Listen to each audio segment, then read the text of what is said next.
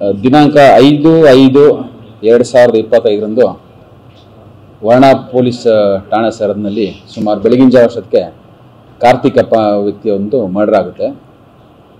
ಕಾರ್ತಿಕ್ ಎಂಬ ವ್ಯಕ್ತಿಯು ಮೂಲತಃ ಮೈಸೂರು ಸಿಟಿ ನಿವಾಸಿಯಾಗಿರ್ತಾನೆ. ಈತನ ವಿರುದ್ಧ ಉದಯಗಿರಿನಲ್ಲಿ ಒಂದು ಕೇಸ್ ಇರುತ್ತೆ ಹಾಗೂ ವರ್ಣ ಸ್ಟೇಷನಲ್ಲೂ ಒಂದು ಕೇಸ್ ಇರುತ್ತೆ. ಇವನ ವಿರುದ್ಧ ರೌಡಿ ಶೀಟ್ ಕೂಡ ಓಪನ್ ಆಗಿರುತ್ತೆ. ಕೊಲೆಯಾದ ನಂತರ ನಾವು 3 ತಂಡಗಳನ್ನ ರಚನೆ ಮಾಡ್ತೀವಿ.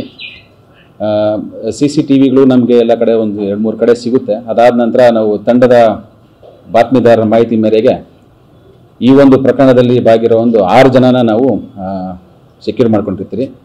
ಸೆಕ್ಯೂರ್ ಮಾಡಿಕೊಂಡು ನಂತರ ಅವ್ರಿಗೆ ವಿಚಾರಣೆಗೊಳಪಡಿಸಿದಾಗ ಈ ಕೃತ್ಯವನ್ನು ಎಸಗಿರೋದ್ರ ಬಗ್ಗೆ ಅವರು ಒಪ್ಕೊಳ್ತಾರೆ.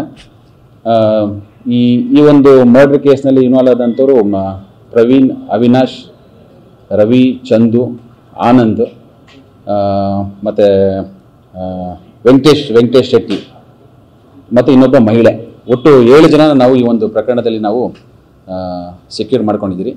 ಅರೆಸ್ಟ್ ಪ್ರೊಸೀಜರ್ಸ್ಗಳ ನಡೀತಾ ಇದೆ.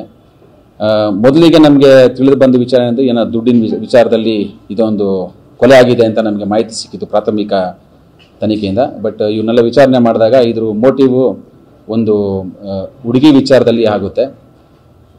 ಈ ಮೃತ ವ್ಯಕ್ತಿ ಏನಿದೆ ಕಾರ್ತಿಕ್ ಅನ್ನೋನು ಪ್ರವೀಣ್ ಅವನ ವಿರುದ್ಧ ಈ ಹಿಂದೆ ಒಂದು ಹುಡುಗಿ ವಿಚಾರದಲ್ಲಿ ಗಲಾಟೆ ಮಾಡ್ಕೊತಾರೆ. ಗಲಾಟೆ ಮಾಡ್ಕೊಂಡ ನಂತರ ತದನಂತರದಲ್ಲಿ ಇವನು ಪ್ರವೀಣ್ ಅನ್ನೋವನಿಗೆ ಮೃತ ವ್ಯಕ್ತಿ ಸಾಯಿಸ್ತೀನಿ ಅಂತ 2-3 ಟೈಮ್ ಅವನಿಗೆ ಥ್ರೆಟನ್ ಮಾಡಿರ್ತಾನೆ. ಥ್ರೆಟನ್ ಮಾಡೋ ಉದ್ದೇಶದಿಂದ ಇವನು ಪ್ರವೀಣ್ ನಾನು ಇದೇ ರೀತಿ ಇಟ್ಟರೆ ನನ್ನ ಸಾಯಿಸ್ಬಿಡ್ತಾನೆ ಅಂತೇಳಿ ಒಂದು ಟೀಮ್ನ ಕಟ್ಕೊಂಡು ಈ ಒಂದು ಕೃತ್ಯನ ಎಸಗಿರ್ತಾರೆ.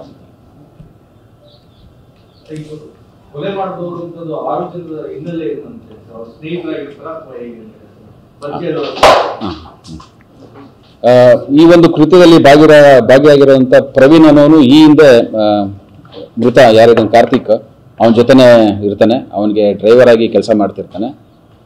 ಉಳಿದಂಥ ಆರೋಪಿಗಳು ಎಲ್ಲ 7 ಜನ ಆರೋಪಿಗಳು ಏನು ಪ್ರಕರಣದಲ್ಲಿ ಭಾಗಿಯಾಗಿದ್ದಾರೆ ಅವರು ಎಲ್ಲರೂ ಸಹ ಮೈಸೂರು ಸಿಟಿ ನಿವಾಸಿಗಳಾಗಿರ್ತಾರೆ. ಒಂದೇ ಏರಿಯಾದಲ್ಲಿ ಇದ್ದಂಥವ್ರು, ಒಬ್ರಿಗೊಬ್ರು ಪರಿಚಯ ಇರುತ್ತೆ ಅವ್ರಿಗೆಲ್ಲರಿಗೂ. ನಾನು ಈ ಮಹಿಳೆಯೂ ಪರಿಚಯ ಇದೆ, ಭಾಗಿದ್ದಾರೆ. ಕೊಲೆಯಾದಂಥ ಕಾರ್ತಿಕ್ ವಿರುದ್ಧ ರೌಡಿ ಶೀಟ್ರು ಓಪನ್ ಆಗಿದೆ ವರ್ಣ ಸ್ಟೇಷನಲ್ಲಿ. ಇದನ್ನ ವಿರುದ್ಧ 2 ಪ್ರಕರಣಗಳು ದಾಖಲಾಗಿದೆ. ಒಂದು ಉದಯಗಿರಿನಲ್ಲಿ ಒಂದು 307 ಆಗಿತ್ತು, ವರ್ಣದಲ್ಲೂ ಕೂಡ 307 ಆಗಿದೆ. ಅದರಲ್ಲಿ ಇದನ್ನು ಹೊರತುಪಡಿಸಿ ಅವರು ನನ್ನ ತಿಳಿದ ಮಟ್ಟಿಗೆ ಪ್ರಾಥಮಿಕ ತನಿಖೆ ಪ್ರಕಾರ ಅವರು ರಿಯಲ್ ಎಸ್ಟೇಟ್ ಬಿಸ್ನೆಸ್ ಮಾಡ್ತಾ ಇದ್ದ ಅಂತ ತಿಳಿದು ಬಂದಿರುತ್ತೆ ನನಗೆ.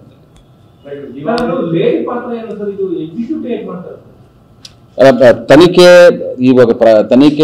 ಪ್ರಾರಂಭದಲ್ಲಿರೋದ್ರಿಂದ ಪ್ರತಿಯೊಬ್ಬ ಆರೋಪಿಗಳದು ಏನು ಪಾತ್ರ, ಯಾವ ರೀತಿ ಕೊಲೆ ನಡೀತು, ಯಾವ ಹಿನ್ನೆಲೆ, ಬ್ಯಾಕ್ಗ್ರೌಂಡ್ ಪ್ರಿಪ್ರೇಷನ್ ಇವೆಲ್ಲ ಹೇಳಕ್ ಬರೋದಿಲ್ಲ. ಇದು ತನಿಖೆ ಹಿತದೃಷ್ಟಿಯಿಂದ ಸ್ವಲ್ಪ ಇದನ್ನ ನಾವು ಗೌಪ್ಯವಾಗಿ ಇಡಬೇಕಾಗುತ್ತೆ. ಬಟ್ ಇವರು 7 ಜನ ಏನು ಇದ್ದಾರೆ ಅವರೆಲ್ಲರೂ ಭಾಗಿಯಾಗಿರೋದ್ರಲ್ಲಿ ಅವರು ಕನ್ಫರ್ಮ್ ಆಗಿದ್ದಾರೆ. 7 ಜನ ಹೌದು ಎಸ್ ಪರಿಚಯ ಇದೆ. ಒಂದಲ್ಲ ಒಂದು ರೀತಿ ಇಫ್ ನಾಟ್ ಕ್ಲೋಸ್ ಫ್ರೆಂಡ್ ಇಲ್ಲದೆ ಹೋದ್ರು ಕೂಡ ಅವ್ನ ಪರಿಚಯ ಇದೆ ಅವ್ರಿಗೆ. ಯಾಕಂದ್ರೆ ಎಲ್ಲರೂ ಒಂದೇ ಏರಿಯಾ ನಿವಾಸಿಗಳಾಗಿದ್ದಾರೆ. ಪ್ರವೀಣ್ ಒಂದು ಸುಮಾರು 5-6 ವರ್ಷ ಅಂತ ಹೇಳ್ತಾರೆ, 5 to 6 years ಇವಾಗ ಬೇರೆ ಆಗಿದೆ.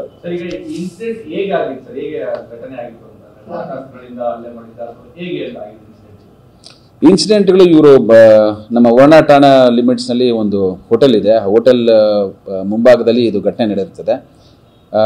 ಕಾರ್ತಿಕ್ ಎಂಬ ವ್ಯಕ್ತಿಯಿಂದ ಮಾರಕಾಸ್ತ್ರಗಳಿಂದ ಇವರು ಎಷ್ಟು ಜನ ಸೇರಿಕೊಂಡು ಕೊಚ್ಚಿ ಅವ್ರನ್ನ ಕೊಲೆ ಮಾಡಿರ್ತಾರೆ.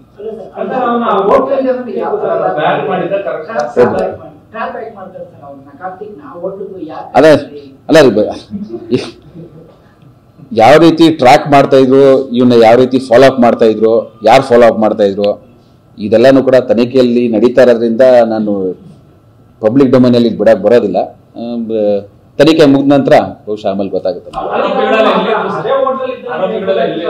ಆರೋಪಿಗಳ ನಾನು 3 ತಂಡ ರಚನೆ ಮಾಡಿದ್ದೆ. ನಮ್ಮ ಇನ್ಸ್ಪೆಕ್ಟ್ರು, ಸೌತ್ ಇನ್ಸ್ಪೆಕ್ಟ್ರು, ಮತ್ತು ಸೌತ್ CPI, ಇಲ್ವಾಲ ಸಬ್ ಇನ್ಸ್ಪೆಕ್ಟ್ರು ಮತ್ತು ಜೈಪುರ ಸಬ್ ಇನ್ಸ್ಪೆಕ್ಟ್ರು.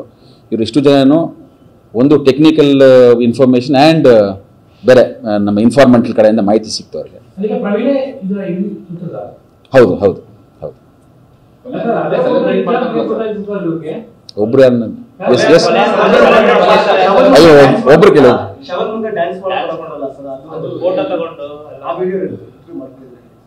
ಫೋಟೋ ತಗೊಂಡು ಹೌದೌದು ಹೌದು ಹೌದು ಅಷ್ಟೊಂದು ದ್ವೇಷ ಆಯ್ತಾ ಅಥವಾ ತನಿಖೆ ಯಾವ ಕಾರಣಕ್ಕೆ ಆತ ಮಾಡೋದು ಅಂತ ಇವರು ಏನೇ ಆರೋಪಿಗಳೇನಿದ್ರೆ 6 ಜನ ಗಂಡಸರು ಆರೋಪಿಗಳೇನಿದ್ದಾರೆ ಇವ್ರಿಗೆ ಒಂದಲ್ಲ ಒಂದು ರೀತಿ ಮೃತ ಕಾರ್ತಿಕನವನ್ನು ತೊಂದರೆ ಕೊಟ್ಟಿರ್ತಾನೆ ಈ ಹಿಂದೆ. ಸೊ ಒಂದು ಪರ್ಸನಲ್ ಎನಿಮಿಟಿ ಕೂಡ ಇರ್ತದೆ.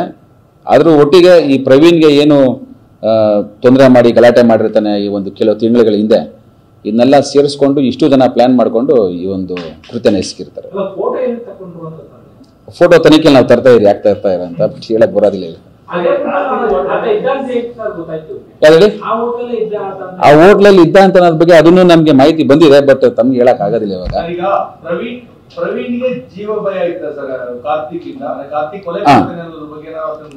ಇಲ್ಲ ಪ್ರವೀಣ್ಗೆ ಕಾರ್ತಿಕ್ ಅನ್ನೊಬ್ಬ ಏನು ಮೃತ ವ್ಯಕ್ತಿ ಇದ್ದಾನೆ, ಅವನು ಆಗಿಂದಾಗೆ ಅವನಿಗೆ ಧಮಕಿ ಆಗ್ತಾ ಇದ್ನಂತೆ, ನೀನು ನನ್ನ ಮುಂದೆ ಸಿಕ್ಕರೆ ನಿನ್ನ ತೆಗಿತೀನಿ ಅಂತ ಧಮಕಿ ಆಗ್ತಿದ್ದ, ಅವ್ನಿಗೆ ಥ್ರೆಟನ್ ಕೂಡ ಮಾಡ್ತಿದ್ನಂತೆ. ಸೊ ಆ ಒಂದು ಕಾರಣದಿಂದ ನನ್ನ ತೆಗಿಯೋಕೆ ಮುಂಚೆ ಇವ್ರನ್ನು ಬಿಟ್ಬಿಟ್ರೆ ನನ್ನ ಸಾಯಿಸ್ತಾನೆ ಅಂತ ಹೇಳಿ ಈ ಒಂದು ಪ್ಲಾನ್ ಮಾಡ್ತಾರೆ. ಮಹಿಳೆ ಕೂಡ ಲೋಕಲ್, ಅದೇ ರೀ ಎಲ್ಲರೂ ಇವರು ಇಷ್ಟು ಜನ ಮೈಸೂರು ಸಿಟಿ ನಿವಾಸಿಗಳು ಒಂದೇ ಏರಿಯಾದಲ್ಲಿ ಇರೋರು ಅಂತ ಅಕ್ಕಪಕ್ಕದಲ್ಲಿ. ಪ್ರವೀಣ್ ಇಲ್ಲಿ ಬೆಂಗಳೂರಿನಲ್ಲಿ ಇದ್ದಾನೆ. ಬೆಂಗಳೂರಿನಲ್ಲಿ ಪ್ರವೀಣ್ ಈ ಕೆಲವು ತಿಂಗಳಿಂದ ಬೆಂಗಳೂರಿನಲ್ಲಿ ವಾಸ ಇರ್ತಾನೆ ಅವನು.